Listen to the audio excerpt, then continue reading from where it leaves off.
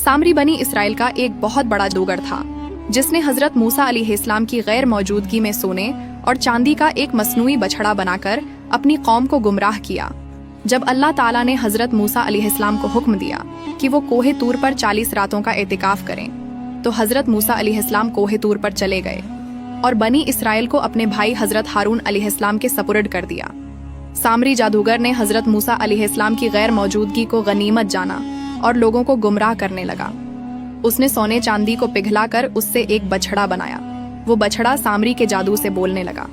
फिर सामरी ने बनी इसराइल से कहा कि ए बनी इसराइल, मूसा तो वहां हलाक हो गए हैं, तुम्हारा खुदा तो ये बछड़ा है, लिहाजा तुम लोग इसी की इबादत करो। सामरी जादूगर की इस तकरीर से बनी इसराइल गुमराह हो गए, जबकि दूसरी तरफ जब हजरत मूसा अलैहिस्सलाम अल्लाह ताला की 40 दिन तक इबादत करने के बाद बस्ती में वापस आए तो वो अपनी कौम को बछड़े की पूजा करते देखकर बेहद गजबनाक हुए। आपने अपने भाई हजरत हारून अलैहिस्सलाम पर गुस्सा किया और सामरी जादूगर के लिए बद्दुआ की। अल्लाह ताला ने सामरी जादूगर को एक ऐसी बीमारी में मुब्तला कर दिया कि कोई भी शख्स अगर उसको हाथ लगा देता तो वो सख्त बुखार के अंदर मुब्तला हो जाता। इस तरह सामरी जादूगर सारी जिंदगी जंगलात के अंदर भटकता रहा और इसी बीमारी के अंदर तड़प तड़प कर हलाक हो गया। 3 ऐसी आदतें जिन्हें अपनाने से इंसान ईमान को पा लेता है।